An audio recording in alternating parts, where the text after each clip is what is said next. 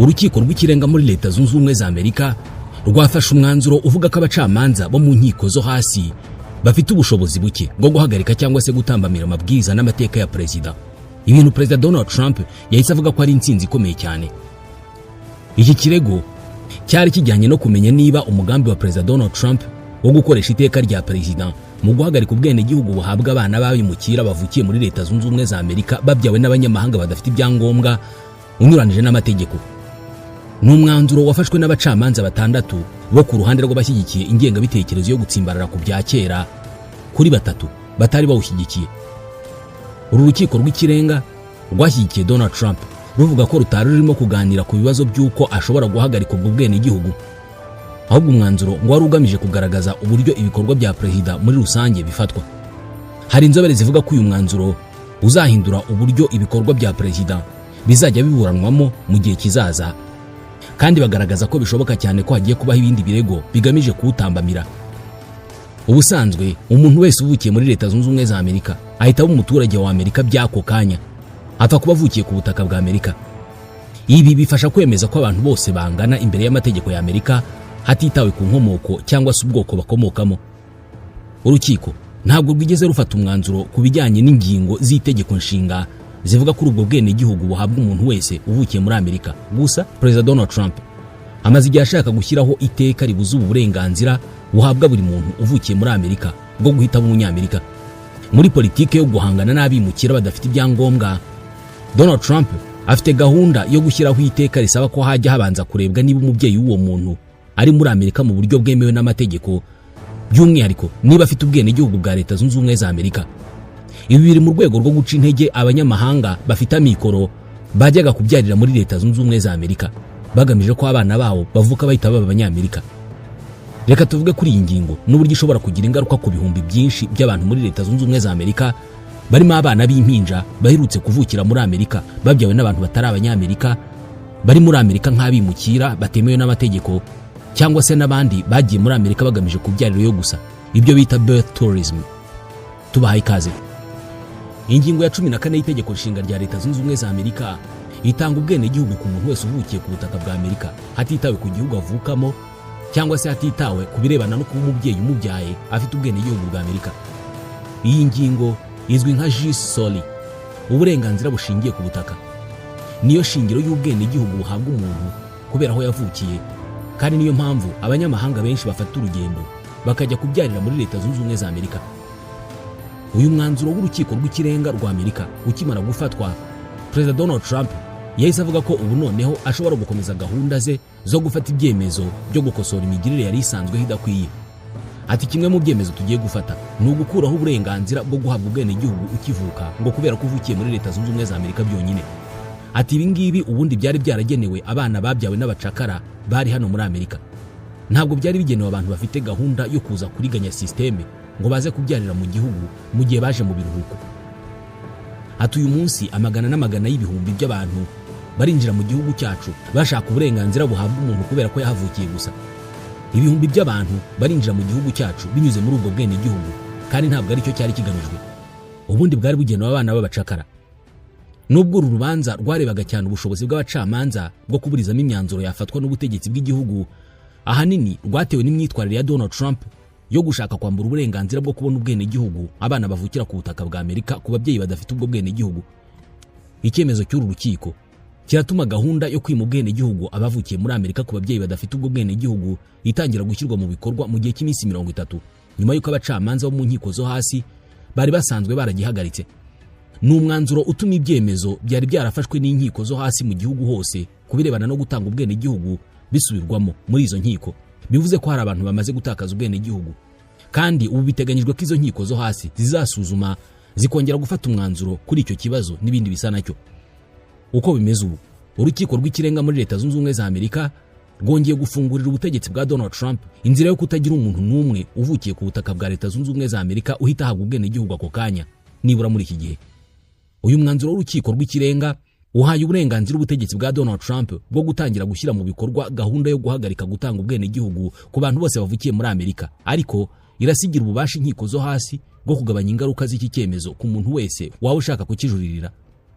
Mu buryo busanzwe Inyandiko z'ibyangombwa by'amavuko zitangwa n'uturere, kandi henshi ntabwo bandika ubwenegihugu bw'ababyeyi. Muri Leta Zunze Ubumwe za Amerika hasanzweho icyo bita birth tourism, ubukerarugendo bwo kubyarira muri Amerika. Ibi bivuze ko abagore bamwe batwite bajya muri Leta Zunze Ubumwe za Amerika bagamije kuhabyarira kugira ngo bahite babona ubwenegihugu bwa Amerika ku bana babo. Aba bashyitsi kenshi bavuga ko impamvu babikora ari amahirwe akomeye y'uburezi n'imirimo iboneka muri Amerika. Guhesha abana babo ubwenegihugu bwa Amerika babifata nk'ingamba zo kwirinda mu bihe bibi bizaza, nk'ubwizigamire bwo kuzabafasha kugira ubuzima bwiza mu minsi iri imbere.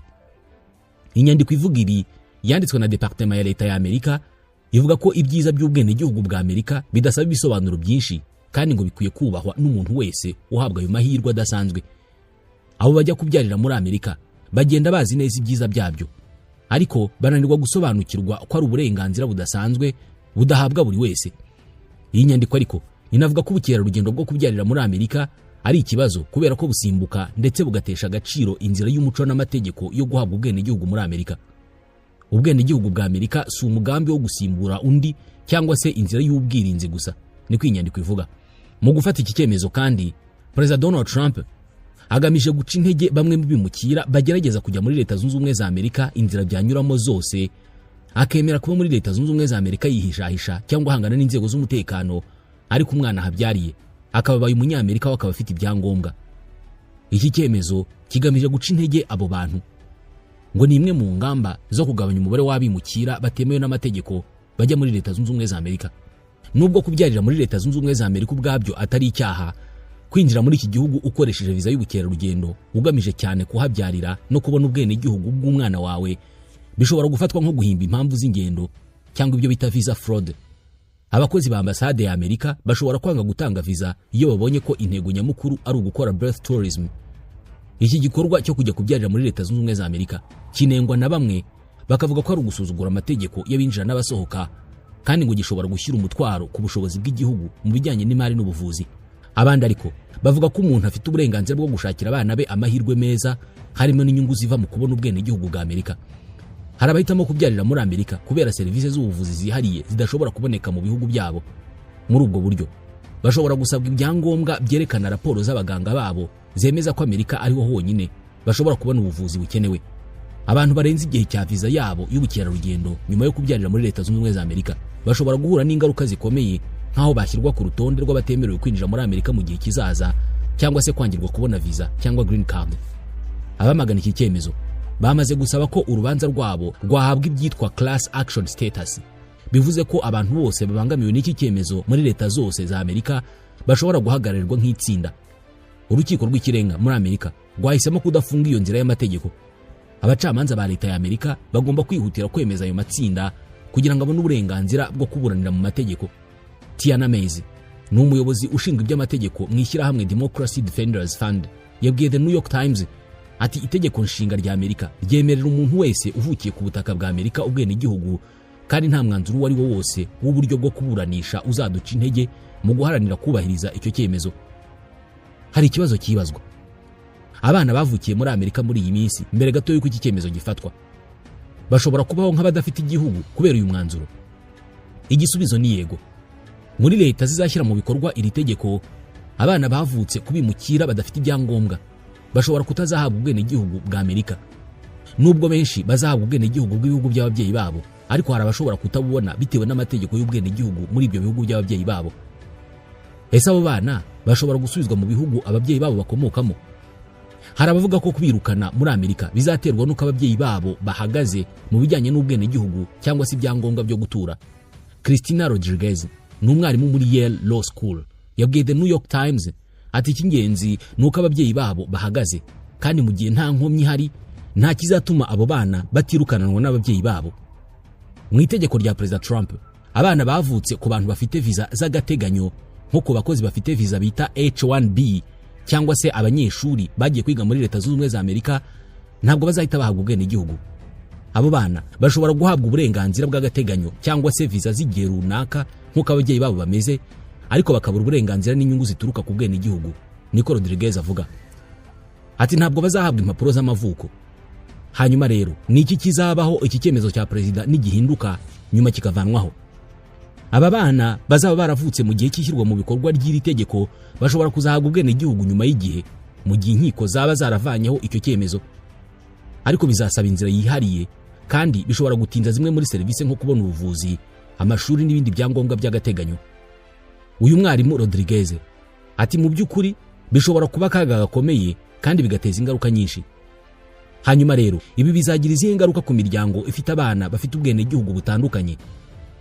Nk'umubyeyi akaba ari umunyamahanga kubera ko adafite ubwenegihugu bwa Amerika, ariko umwana akaba ari umunyamerika kubera ko yavukiye muri Amerika.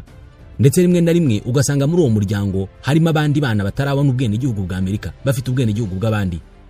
Igihe umuryango ufite abana bavutse mbere na nyuma y'iri tegeko, hashobora kuvuka ikibazo cy'uko bamwe baba bafite ubwenegihugu abandi batarabubona. Ibi bishobora guteza ibibazo mu kubona serivisi cyangwa se mu kuguma muri Amerika. Muri make, ibibazo byinshi bishobora guturuka ku guhagarika ubwenegihugu buhabwa umuntu kubera ko yavukiye muri Amerika ni byinshi, ndetse biragoye kwitega ikizakurikiraho.